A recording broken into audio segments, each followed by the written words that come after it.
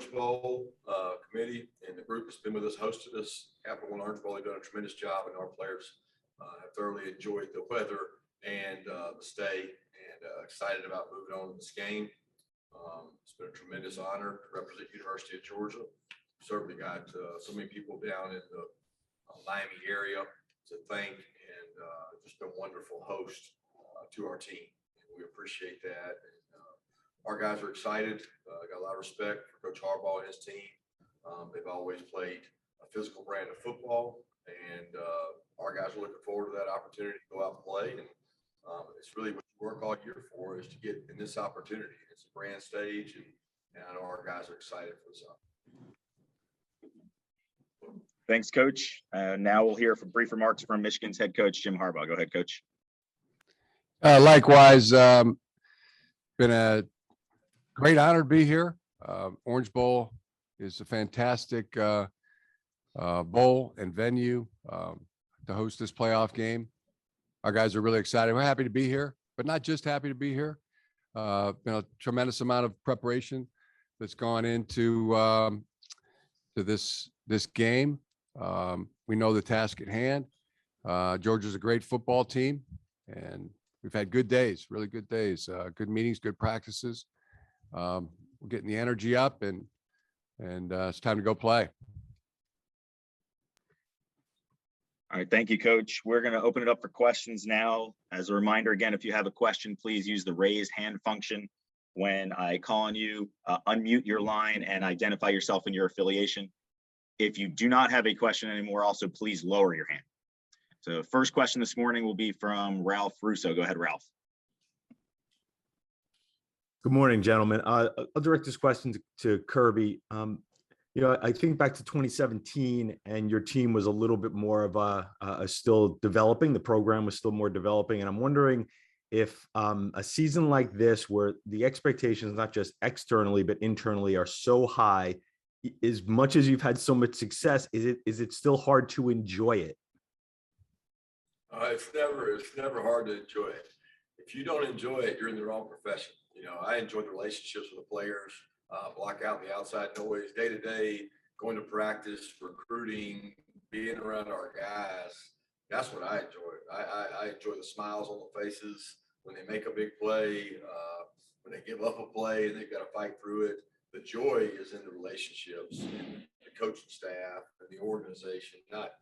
It's not in the expectations. Certainly, I mean, that's part of what comes with being at the University of Georgia, but that's not what I concern myself with. I concern myself with guys having fun, competing at a high level, and when you do those things right, you coach guys, you know, tough. They have a chance to be successful, and we've had a chance to be successful every year. We're certainly happy and honored to be in the college football playoff, but I don't look at the other seasons as failures either. So I get the joy out of relationships with guys. Next question comes from Mark Weiser. Go ahead, Mark. Good morning. Both of you played at schools that you are now coaching in the playoff. Given that, what does it mean to you personally to have your school in the semifinals with a chance still to win a national title? And also, if you, I know you shared the same birthday last week. Did you get any presents that stood out? I'll let you go, Jim. Oh yeah, I got some real good ones. Kids made some things, and I got these cool GPS locators. You know, you can put in your wallet and on your keychain. My son Jay gave me that. It was good birthday, and I think it's really cool. I think it's cool to, whenever I meet somebody that has the same birthday, it's such a unique one. I think December 23rd, 2 days before Christmas. So we got that in common, Kirby. That's pretty cool. I always thought maybe I'd be interested to see what Coach thinks of this, but like growing up, when you got the December 23rd birthday, you get the short end of the stick so many times, because it's people are running out of money. You know, you don't really have a party because everybody's getting ready for Christmas, and you got a lot of the times you get the same birthday present as you do. It's a Merry Christmas, Happy Birthday, but as I've gotten older, I mean, it's kind of nice because people really just don't even know it's your birthday, and another year goes by, and did you really get another year older? Did you have I a like similar that thought. experience? I like that thought. The old doubled up was definitely the case. It's much easier to give one than two. Hey, I'm just going to let this be your Christmas and your birthday gift. Certainly think I got a lot of that. But it makes it easier. I agree with that. I didn't think of it in the way Jim did in terms of not having to count the year. If that's the case, then I'm probably 40, not 46. That helps with just I do like the fact that it comes in a time in a coach's life that you're usually off. I mean, we've traditionally taken off somewhere either the 22nd or 23rd, somewhere around Christmas. Seems like all the years I was at Alabama and other places I've been, you took the bowl time a couple days right there. So for my wife, it's been convenient because she's had me around on the birthday, but not like we did a whole lot. I can't speak to any gifts. I didn't get a whole lot. Maybe this time wearing that might be it, but not a whole lot that I'm asking my kids for right now. Our next question comes from Mike Griffith. Go ahead, Mike. Yeah, coaches, both of you guys are known for the whole power football. Everybody says they're physical. Everybody says they play power football, but we've seen Michigan and Georgia take it to another level in terms of the commitment. I guess I'd ask you, Coach Harbaugh, just about that strategy that Michigan's had over the years and the payoff in the day and age when it seems like offensive football and fireworks is the new way to go. Well, just always striving to be really good at that, at the phase of running the football, and on defense, being able to run and hit and wrap up and make tackles and pursue. It's a physical sport. So yeah, you always strive to be as good in that area as you can, and you want to be good in the kicking game, just like you want to be good in the, protection phases. You want to be good in the throw game. You're striving to get really good in all those phases. Yeah, I mean, to me, being physical is part of the sport. If you're not going to be physical, you're probably going to struggle. That starts with a line of scrimmage. There comes a point in almost every game where you have to be able to run the ball, whether that's 4-minute into game stuff or that's short yardage. I mean, there has to be a commitment to moving people and putting your hat on people. And nowadays, it's probably done a lot more on the perimeter in terms of, there's hats on the perimeter now more than ever. And every play has, multiple plays to it. And you're playing, a defensive line block technique. You're playing it out on the perimeter. You're blocking somebody at receiver more now than you've ever because there's a perimeter screen attached to every play. And I think that's made the premium on being physical more. I certainly understand that the game is played outside the box more than ever. But at the end of the day, when it gets cold or it gets the end of the year, wherever you're playing, you better be able to run the ball. And next question comes from Dan Matthews. Go ahead, Dan. Yeah, can you hear me? Yeah, we can hear you. Okay. Excuse me. Kirby, Coach Lanning the other day alluded to him being the one calling the plays on tomorrow night. Had you talked with him about going through that experience of having to balance both the job that you have right now and also the job that you have in the future? Yeah, we spoke when he took the Oregon job and spoke at it at length. It was quite some time now, quite some time ago now, but that's not a major concern for me. I mean, it's something that I did as a coach and many coaches have done. And we talked about it. It's, there's not a 24/7 continuum on being just the coordinator. There's guys that have other things on their mind. And he delegates his time. I trust Dan. He's done a tremendous job here. Number one, he's a great recruiter. He's loyal to Georgia. He's loyal to these players he recruited. He knows for his sake and Oregon's program's sake, he wants to play well. And he's as invested in this process as everybody is.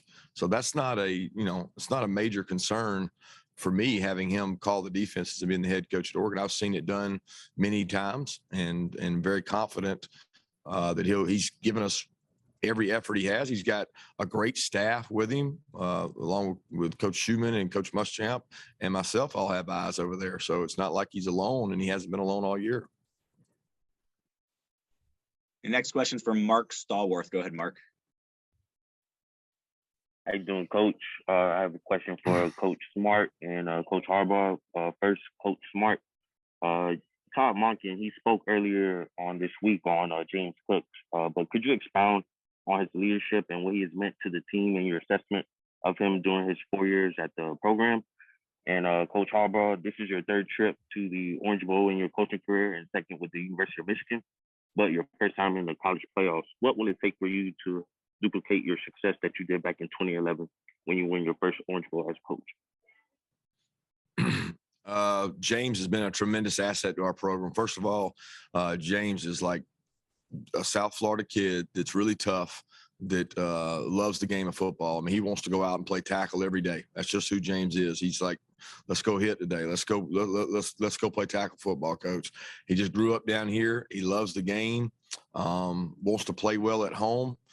He's his brother played in this game, Dalvin, and it means a lot to him to get to play down here. And he's been a great leader for us because, when he speaks, people listen. He doesn't speak very often, but when he gets up in front of the team, people know it comes from the heart. And the way he practices and the way he plays, they respect him. So sometimes less is more. And with James, that certainly is the case.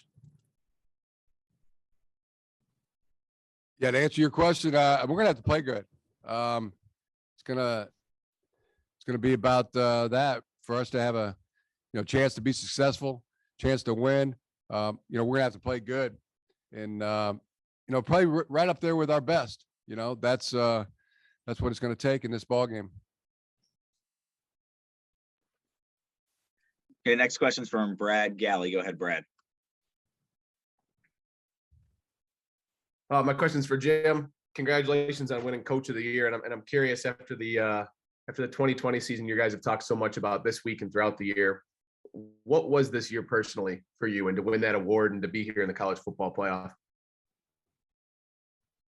It's been great. As I said at the opening, I mean, we're happy. We're really happy to be here. And Coach Smart was talking about it, just a little bit ago, and it really resonated. Yeah, there's a great joy. There's a great joy around the team, the locker room, practices. It would almost be like if you weren't happy about that, then there'd be something else we got to look into. Why wouldn't you be happy? But not just happy.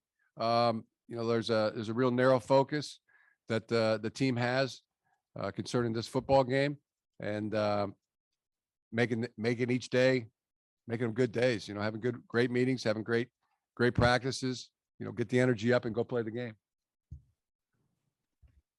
Next question is from Steve Hummer. Go ahead, Steve. Yes. Hi, for Coach Harbaugh. This a couple of crass money questions, if I could. I'm wondering how you reacted on a pride level to the concessions you had to make with the new contract, and B, what led to your the idea to donate the bonuses to people affected by the COVID, and has any of that money gone out, and have you heard from anybody affected by that? Yeah, I have actually.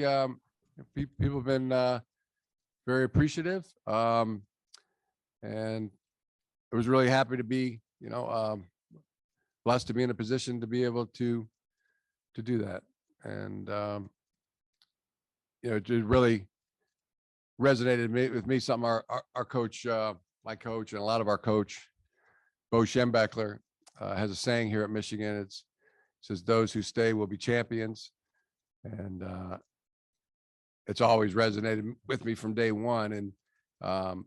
And then those that stayed, through the through the pandemic, when there was voluntary pay cuts, mandatory pay cuts, that kind of thing, or just to be able to reward those that stayed in that way, was something that Sarah, my wife, and I wanted to do. Next question from Lainey Higgins. Go ahead, Lainey. Hey there, this one is for Coach Harbaugh. I had a question about, with so many of the players and, so many of the coaches that you hired this year with connections to the program as players, your athletic director, you played for back in the day. I'm curious, how that sort of pride and how that experience has sort of contributed to some of the dynamic in the locker room that you're seeing this year with, the team looking like it's really playing for something greater than just, wins and losses per se.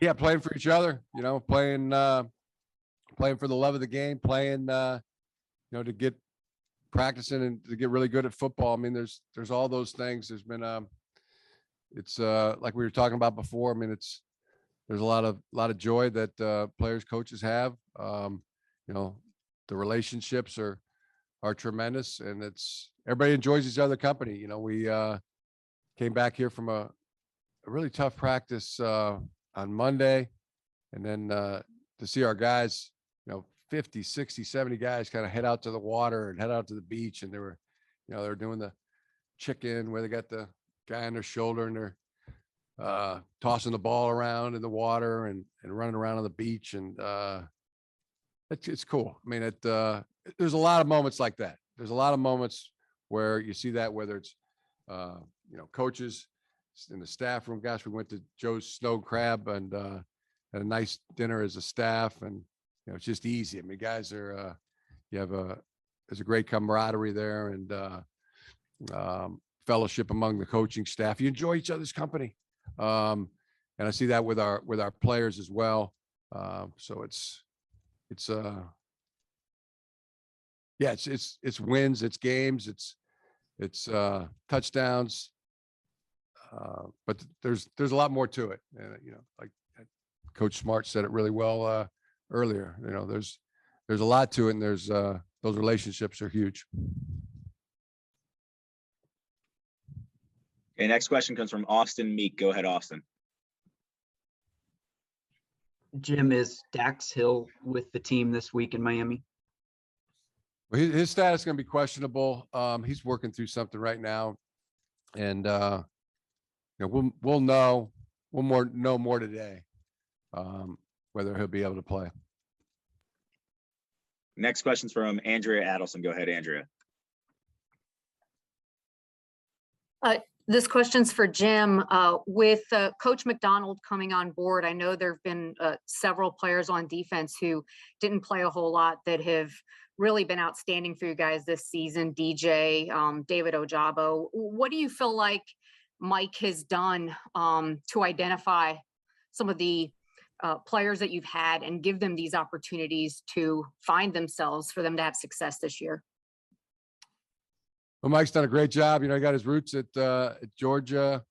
There's a lot of things that we do. I see Georgia do. And so where Mike got a lot of his ideas, and he'll be the first one to tell you that. But he's done a tremendous job. The entire defensive staff has. He's been a really good teacher. Smart. Got a great passion for the game of football, and a couple of the players that you talked about, DJ Turner, really going into his junior year, has had a tremendous season. So is David Ojabo, and yeah, Mike deserves a lot of credit for that. The next question comes from Zach Klein. Go ahead, Zach. Hey, Kirby, just want to see what's the plan today. Is it just a light walkthrough, picture day, meetings tonight, pretty much off the grid? And do you think there's just too much downtime, kind of let's get after this like 3 days ago kind of thing? I mean, we've got our routine we go through, and we'll keep that routine the same, basically as if we're going to play a road game today, change over some things mentally, get ourselves in a place of we hadn't been here for 4 or 5 days, and put yourself in a mental position of just arriving and getting ready for a road game to keep that routine the same. We've got a walkthrough that we do on Fridays, before games. So we'll simulate that same setup and have our meetings and meals throughout the day, and do it just like we would a road game. Okay, next question comes from Ryan Zook. Go ahead, Ryan. Hey Jim, can you share some about the impact John Madden had on you and what the team's response has been in supporting Jesse? Yeah. There's everybody knows John Madden. I mean, it does, Jack Harbaugh, 82, me, 58, and every, down to my son, who's 9 years old, and the players and the Madden game. I mean, just so many ways he's affected, not just the game of football, but in so many ways, been a great man, just a great man, a legend. Jesse on our team, he's adored. He's contributing, been a big factor, contributing to our success. And the day John Madden passed away, I mean, I looked over there, saw Jesse Madden. There's a Madden on a football field contributing to his team's success, and his grandfather would be very proud. The next question comes from Bob Wojnowski. Go ahead, Bob. Yeah, Jim, when last season ended, and obviously we know of all the changes that were made and everything else, the preseason, Michigan was unranked, the first unranked team to make it to the playoff. When it began, did you think it would be this would be possible to get this far this quickly from where you were last year to now? And B, has it been, I don't know, is it fair to say even smoother than you thought it would be? The approach always from the beginning and each year, I mean, every day matters, and the games are the ones that count. So we're going into our 14th game that counts. Our guys have done a tremendous job, each day, making each day matter. And then when they get to the games, they've made those days count, and been quite successful doing it. We'll continue the same formula, which is to strive to have great days. We're going to do that today. Have great meetings. We'll have a really good walkthrough. Strive to have that. Then get the energy up and go play the game. Next question is from Jason Lewis. Go ahead, Jason. Hey, Jim, I know you have a unique approach, a unique relationship with somebody on the other side. Your sister obviously married to Tom Crean. Can you talk about your relationship with him? And has your sister told you who she's going to be rooting for on Friday night? No, she hasn't. But the relationship with Tom is great. Tom is a great coach, great brother-in-law. He's like a brother to John and I. We're so fired up when Joni started dating Tom, and then when they got married, it was like getting a second brother for me. And through the years, I mean, he's awesome. What a guy. I mean, what a tremendous brother, person, coach, father. I mean, he is so rock solid. So just really proud, that you have a brother-in-law like Tom Crean. And next question for Steve Hummer. Go ahead, Steve.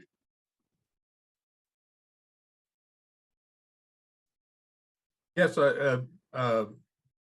Harbaugh, getting back to my first part of my question before, how did you react to the new contract and some of the concessions you had to make? And how did you kind of realign your, I don't know, did that hurt your pride at all? I reacted, no big deal. Attacking each day with an enthusiasm unknown to mankind, as always. That was didn't really mean anything to me. It's just money. Big deal. All right, next question is from Blaine Gilmer. Go ahead, Blaine.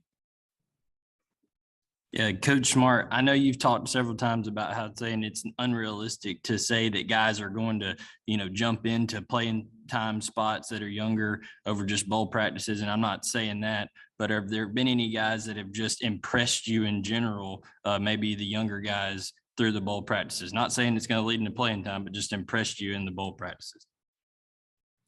Yeah, we've had some really quality, especially early on, getting after it and letting guys scrimmage and go play. And, so many of these young guys are coming off COVID high school careers where they got shortened seasons. They didn't get spring practices.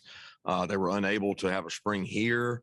So there's been some guys that have done some good things. I thought that Micah Morris has really stepped up and played really well in the offensive line, both guard and tackle. And Dylan Fairchild's played well, played really physical. Both those guys are going to be, high quality, really good football players. Seen a lot of promise out of Smile and Pop at linebacker. I mean, those are guys that we're counting on for the future, and they've gotten a lot better. And then, the young DBs got a lot of reps in the last 2 weeks. They've gotten a lot of work all year, mostly as twos, but they've gotten a lot of work here in the last couple of weeks of scrimmage and did some things. So there's been a good group of guys that have gotten quality work. A couple of our walk-ons that we got last year have made plays and done some things that are going to help us. So we go back and go to the core fundamentals and go back through special teams and try to teach and develop these guys because so many of them, they want to play at the next level. And part of the special teams aspect is big, and try to go back and really compete and have fun. And those guys have done a great job of that. Your next question is from Vance Levy. Go ahead, Vance. Yeah, this question is for both coaches. Congratulations to both of you for making it to the semis. You're both obviously perfectionists that demand a certain level. Are y'all able to take it in yourselves and really relish in what you've accomplished? And then secondly, do you think college football is ready for a CEO or a czar or someone to help, be more unified in decision makings, et cetera? I'll just start. Really happy to be here. And proud of our team for getting here. Got a really tough Georgia team to play. And hopefully that's coming through. I mean, enjoying the heck out of it, and can't wait to watch our guys go compete. Same way for us. I mean, it's an awesome opportunity, being able to be a part of a lot of big games like this on the CFP stage and then back in the BCS stage, and just watching the guys play. It's memories for a lifetime. As a coach, you hope to be back. As a coach, you've been here before, but it's the players that it's really about. I mean, it's about these guys enjoying it and going out and competing and making memories of a lifetime, and just thankful for the opportunity that college football gives us. And as far as a central person, I think that's great in theory. Maybe it's not as simple as that for the world of college football to have somebody, because you're representing a lot of interest from all across different conferences. But I think in theory it would certainly be beneficial. The next question is from Jake Roos. Go ahead, Jake. Yeah, this is for both of you. I feel like there's a lot of comparisons made amongst fans, the media, that you guys share some similarities, personality-wise, program-wise. Do you see a little bit of yourself reflected in each other and in each other's programs? And, what would be some of the main differences you might notice as well? I think that's hard to answer because I don't know if I know Jim well enough for that. I have seen him throughout the years compete and go to camps and work out with kids. I remember in Alabama when he played a little football down in Prattville and took his shirt off. I could never do that. He can get away with that a lot better than I can. So I have to keep my shirt on. But he's a lot of energy, and I know the recruiting events I've been to in the camps. He certainly coaches with a passion and style that I certainly admire and respect. Yeah, that was shirts and skins. It's like I wasn't trying to take my shirt off to show off or anything. Certainly not a lot to show off, but it was an old-fashioned shirts and skins game. But probably, just a lot of similarities. Both football coaches doing what we love. I can tell, listen to the coach, talk about his team. Feels that's the way I feel. You're in it for these relationships and these long and trusting friendships, and trying to get good at football. So I see those similarities, and I've been to those camps too. And Kirby was right down in there, running the drills as well. So there's probably a lot more similarities than differences. And next question from Ralph Russo. Go ahead, Ralph.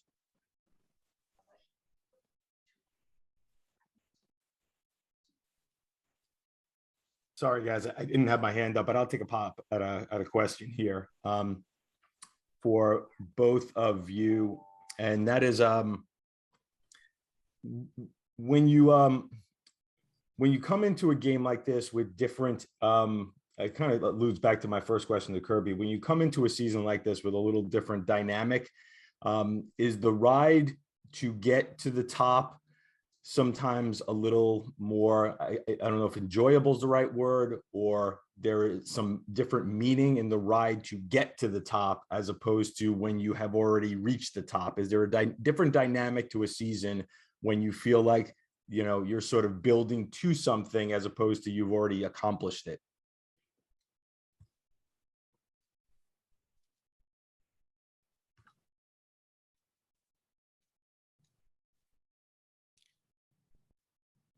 That was a complicated one for me. I don't know about Coach Smart, but yeah, I've enjoyed the ride. I enjoy the ride every year. So I feel like at Michigan and Georgia, you're never not the target. Like if you go through the year and say, well, we're ascending this year and we're climbing and this and that. Look, it doesn't matter who we play. Both teams, we have a lot of rivals. We're very unique in that everybody's your rival in your conference when you go to play. And you're, one of the top programs in the country, premier programs in the country. You get everybody's best shot. It's not about their shot. It's really about your shot. And my job is to make sure we give our best shot to everybody we play. I'm not interested in, the climb and the rise. And what I'm interested in is being at our best when our best is required. And that's ultimately what we're trying to do every single game. How do we get it better? The process and the ride that you go through along the way, the bumps and the bruises, the injuries, the players in, the players out, all those pains are part of the ride and part of the process that you try to enjoy. Yeah. I would say, it doesn't matter what day it is. It's enjoyable to be working on football. Great to be out there. It could be a practice day and you're just out there on the field, under the sky, on the turf. It's a wonderful thing. You asked me before about, I do it for free. I would do this job for free. Just love it. So whether it's the first day, first game, or position we're in now, which we're very, feel really, really happy about that. I guess I just enjoy the ride the whole time. It's every day is a blessing, and happy for it and blessed for it. And next question comes from Cody Chaffins. Go ahead, Cody. Cody Chaffins from Fox 5 in Atlanta. I think you guys were talking about the camps, and last time we saw you guys together. Coach Harbaugh, you're running around in a camp in Atlanta in a Hank Aaron jersey. I wonder what you remember about that day and how fertile a recruiting area is the city of Atlanta, and how much is it? Obviously, you've got some guys on your defense there. How important is it to you? Oh, what I remember from that day is, huge meeting Hank Aaron, spending time with him, and getting to know him. Later, he became an honorary captain for us at a Michigan game. His granddaughter went to Michigan.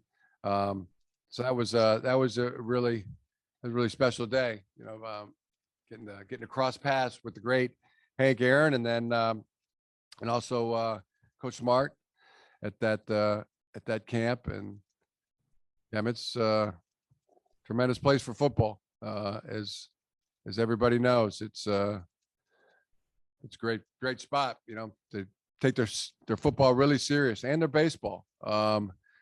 So it's a great place for sports. Kids grow up doing it year round and, take it really seriously and they're really good at it. All right, next question from Jeff Schultz. Go ahead. Kirby, you've obviously had to come back from losses, as every coach have. What's the biggest thing you've learned in bringing a team back from a loss, whether it's through trial or error, or maybe something you've observed from a coach that you worked for?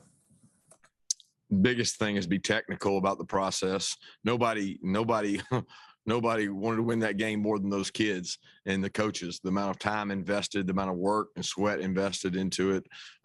Certainly the desires and the want to is always there, but be technical on things we can improve.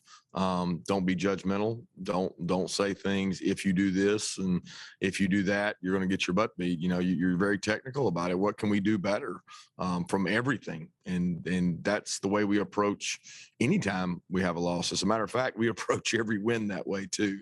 And believe it or not, there's a lot of games we won this year that we didn't play well, and people find that hard to believe, but there's so many technical things you can correct, and we try to do that. So we don't approach it different with a loss, no matter what kind of loss that is, whether it's close, distance, what the reason is. Be technical about it. Really try to improve in the areas that you a lot of times that's the most improvement you can make, and they seem to listen a little more after a loss, and that's certainly the way we approach this last one. All right, we've got a little less than 5 minutes left here, so time for a couple more questions. Next one's from Mike Griffith. Go ahead, Mike. Yeah, coaches on both your alma mater. How is it different coaching there than other places, if it is? And obviously, you both have had high-profile jobs in other places. Clearly, there's some advantages. Are there disadvantages, and how is it different? Biggest difference to me is the tie-in of the amount of your time. I know since arriving in Athens, there's a tremendous amount of support and encouragement, but you being a former player and alumnus, there's an expectation of time of the people you had relationships with, the people you played with. It now transcends when I was here to before I was here to when I left. Everybody wants some part of that time. I never felt like at other jobs that I owed that. It was like I could go do my job and really work hard on the football piece because you weren't tied into so many other commitments. Now, I also was not the head coach, but I think the biggest difference is you feel an emotional tie, you feel a gratitude, you're able to sell that in recruiting. But the hardest part is just the time commitment to so many that have an expectation of it. For me, it's been great. Enjoy the heck out of it, and there's no downside. Just really honored to be the coach here, and it's always been a big team effort. I mean, that's the thing that I learned as a player here. I mean, started by Bo Schembechler. It's all about the team, and we try to continue that, that idea, that legacy. None of us is as smart as all of us, and as a team, the more we play like a team, the better off we're going to be. All right, 2 more questions. Next one's from Angelique Changlis. Go ahead, Angelique. Jim, Andrew Stuber, I think it was yesterday, was talking about how encouraged he is by this offensive line, the conditioning, the mental approach in late game situations. And I was wondering your impressions of that. And also for clarification, I was just wondering, is Dax in Florida? He's not right now. He might be. So it's there could be, he could be here today. He may not. But not currently in Florida, no. Could you respond to my other question about the offensive line, please? I think you kind of cut yourself off. What was the question, Andrew? The Stuber question was, it was just I had asked Andrew Stuber about how strong this team, this offensive line has been mentally and conditioning wise in late game situations, particularly late in the season. And I was wondering your impressions of that. Yeah, I'd agree. Been fantastic. Been strong. You know, and that shows up in a lot of ways. I mean, the group has stayed healthy pretty much all season long. The starters, you know, have remained healthy and available every game. You know, they look like they're moving around in the fourth quarter as well as they were in the first quarter. So in shape, strong, you know, smart, cohesive group. Yeah, would agree with that all the way. Okay, last question this morning from Bob Wojnowski. Go ahead, Bob. Yeah, Jim, just a quick follow-up. At an ESPN interview you did, I think maybe last week, you talked about before the season bringing the buzz back, and where is the buzz right now about Michigan football? Do you feel like that is back, and do you personally feel rejuvenated? Yeah, I feel like the buzz created some new buzz. This 2021 team. Yeah, let's face it had died down a little bit, and I do feel like our guys have created some new buzz, and it's been a good thing.